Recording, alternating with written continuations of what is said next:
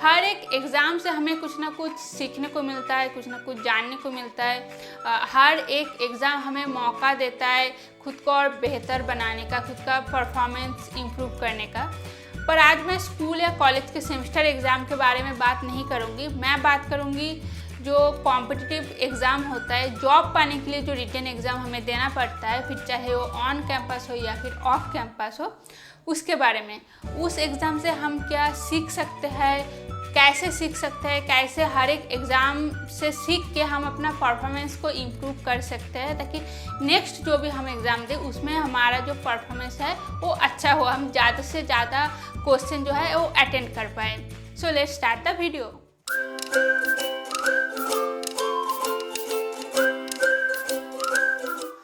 जब हम एग्ज़ाम देकर आते हैं तो उस दिन शाम को बैठकर या फिर नेक्स्ट डे सुबह बैठकर एग्ज़ाम का पोस्टमार्टम करना है।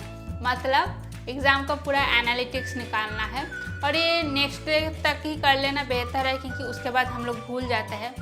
तो घर वालों को या दोस्तों को जो भी बोलना है एग्ज़ाम कैसा गया है, झूठ सच वो बोल सकते हैं, लेकिन खुद को तो पता है ना कि हम कितना क्वेश्चन सही बनाकर आए हैं, कितना का तुक्का मारे हैं और कितना हम छू ही नहीं पाए हैं। खुद को सब पता होता है। एवरेज स्टूडेंट जो है वो 70 से 75% क्वेश्चन अटेंड करता है। वो एक भीड़ है, लेकिन आपको भीड़ से ऊपर उठना है। जब आप अबव 80% या 85% क्वेश्चन अटेंड करने लगेंगे तो आप एक लेवल तक पहुंच जाएंगे, आपका रिटन में सिलेक्शन होने लगेगा। और जब एक बार आपका रिटन में सिलेक्शन होने लगेगा ना, तो सिर्फ एक में नहीं होगा। देखेंगे कि आप जितना एग्ज़ाम अब बैठ रहे, जो भी एग्ज़ाम आप रिटन दे रहे हैं, सब में आपका सिलेक्शन हो रहा है। मतलब जैसे आप एक लेवल तक अचीव कर लेते हैं, अपने आप आपका सारा एग्ज़ाम क्लियर होने लगेगा। तो पहले तो पेपर में लिखना है कि कितना % क्वेश्चन आपने अटेंड किया है। जो भी है वो आप लिखिए, and be very fair about it. खुद को चीट मत करिए, क्योंकि खुद को चीट करेंगे तो धोखा खुद को ही खाना पड़ेगा। तो अब कुछ बातें हम नोट डाउन करेंगे। तो पहले तो ये लिखेंगे कि वो कौन सा टॉपिक है जिसका कॉन्सेप्ट मेरा क्लियर नहीं था, पूरी तरह से क्लियर नहीं था, और इस वजह से क्वेश्चन हम सॉल्व नहीं कर पाए या करने में दिक्कत हो। सेकंड, हम ये लिखेंगे वो कौन सा टॉपिक है या चैप्टर है जिसका क्वेश्चन या न्यूमेरिकल्स हम इस वजह से नहीं सॉल्व कर पाए क्योंकि फार्मूला याद नहीं था। अब एग्ज़ाम में तो फार्मूला इस्टेब्लिश करके न्यूमेरिकल सॉल्व करना पॉसिबल नहीं है, टाइम बहुत कम होता है और कम टाइम में ही बहुत सारे क्वेश्चन अटेंड करना रहता है। तो फार्मूला तो याद करना ही है। तो कौन सा टॉपिक है जिसका फार्मूला याद नहीं था, इस वजह से हम नहीं सॉल्व कर पाए, इसको नोट डाउन करना है। थर्ड, हम नोट डाउन करेंगे कि वो कौन सा टॉपिक था जिसमें बहुत डाउट आ रहा था, एलिमेंट का नाम नहीं याद आ रहा था, या जो कैरेक्टरिस्टिक कर्व याद आ रहा है वो मुझे ये याद नहीं आ रहा है कि वो पाम कर पढ़ी हूँ कि मैं टरबाइन का पढ़ी हूँ। इस तरह का जो कन्फ्यूज़न होता है ना, तो इस तरह का कन्फ्यूज़न कौन सा टॉपिक में हो रहा था उसको नोट डाउन करेंगे। और लास्ट में ये नोट डाउन करेंगे कि वो कौन सा टॉपिक है जो टोटली अनटच्ड था, मतलब जिसको मैंने पढ़ा ही नहीं, जिस टॉपिक को मैंने छुआ ही नहीं। अब जो सेमेस्टर एग्ज़ाम होता है उसमें ऑप्शन होता है कि out of 7 you have to attend 5, तो उसमें हमारे पास ऑप्शन होता है, हम लास्ट 1-2 चैप्टर छोड़ के भी पूरा 100% क्वेश्चन जो है वो अटेंड कर पाते हैं। पर रिटन एग्ज़ाम में ऐसा नहीं होता है। इंटरव्यू में तो पूछा भी जाता है कि what is your favourite subject, लेकिन रिटन एग्ज़ाम में ऐसा नहीं होता है। उसमें आपको सारा सब्जेक्ट, सारा चैप्टर पढ़ के जाना है। तो ये 4 बातें आपको नोट डाउन करना है।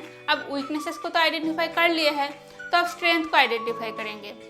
तो आप नोट डाउन करेंगे कि वो कौन सा चैप्टर है जिसका 100% क्वेश्चन अटेंड किए हैं और उसमें इतना कॉन्फिडेंस आ गया है कि उससे कोई भी सवाल देगा, कोई भी न्यूमेरिकल्स देगा, उसको हम सॉल्व कर लेंगे। ये सब चीज़ हम नोट डाउन करेंगे। अब काम करेंगे अपने वीकनेसेस पे। तो पहला पॉइंट था कॉन्सेप्ट क्लियर करना। कॉन्सेप्ट क्लियर करने के लिए आप टेक्स्ट बुक का सहारा लीजिए, टेक्स्ट बुक को थॉरली पढ़िए, बार बार पढ़िए।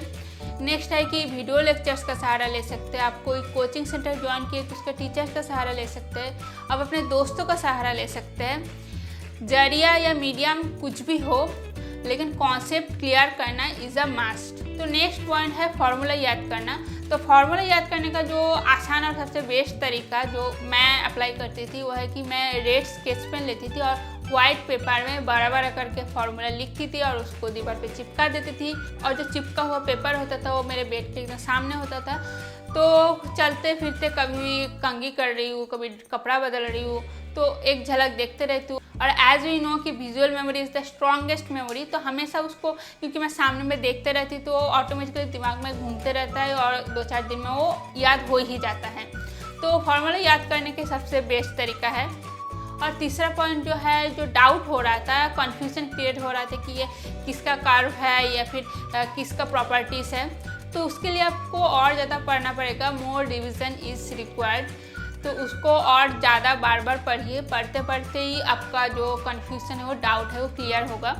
और जो लास्ट पॉइंट था, वो जो अनटच्ड चैप्टर था जिसको हमने छुआ ही नहीं, क्योंकि वो मज़ा नहीं आता है पढ़ने में या बहुत टफ है, बोर लगता है, जो भी रीज़न हो, वो रीज़न से मतलब नहीं है। आपको उस चैप्टर को पढ़ना है, उसको समझना है और उसमें भी पूरी तैयारी करना है और तैयारी के साथ आपको नेक्स्ट एग्ज़ाम में जाना है।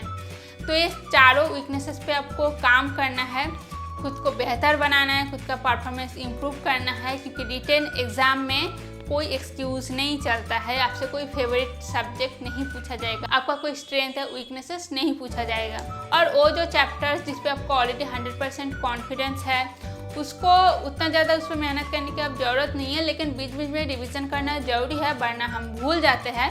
तो इस तरह से आप हर एक एग्ज़ाम से सीख सकते हैं, अपना जो वीक पोर्शन है उसको स्ट्रॉन्ग पॉइंट में बदल सकते हैं, उस पे भी आप 100% कॉन्फिडेंस ला सकते हैं, ताकि नेक्स्ट एग्ज़ाम में आप उससे भी जो भी सवाल आए आप अटेंड कर सकें। और आप ऐसा टारगेट भी रख सकते हैं कि लास्ट एग्ज़ाम में 70% क्वेश्चन अटेंड किए थे, तो नेक्स्ट एग्ज़ाम में मेरा टारगेट है कि मैं 75% क्वेश्चन राइट आंसर देकर आऊँ। तो इस तरह का टारगेट भी आप खुद के लिए सेट कर सकते हैं।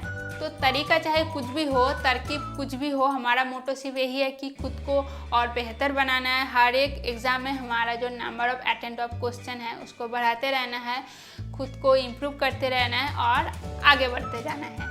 तो चलिए आज का वीडियो यहीं पे ख़त्म करती हूँ और मिलते हैं बहुत जल्द एक और नया वीडियो पे, नया टॉपिक के साथ। आज का वीडियो अच्छा लगा हो तो इस वीडियो को लाइक कीजिए, शेयर कीजिए अपने दोस्तों के साथ और मेरे चैनल को आप सब्सक्राइब भी कर सकते हैं। मिलते हैं बहुत जल्द, तब तक के लिए बाय बाय।